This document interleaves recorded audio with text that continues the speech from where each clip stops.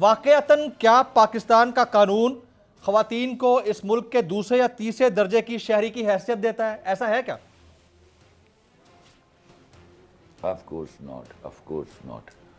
یہ ہمارے ہاں جو مردوں کی تربیت نہیں ہو پائی، بہت سارے مردوں کی، یہ انہوں نے اپنی جو فزیکل پاور ہوتی ہے اس کا سہارا لے کر کئی عورتوں پر زیادتی کی ہے، تو وہ قابل شرم ہے اور اس پر ان کو اپنے طریقہ کار بدلنے ہوں گے. ورنہ بالکل ابھی نصرت صاحبہ فرما رہی تھیں، there are certain places in Pakistan جہاں پہ عورت کے پاس اتنے مرتبے ہیں کہ مرد کے پاس بھی نہیں ہیں.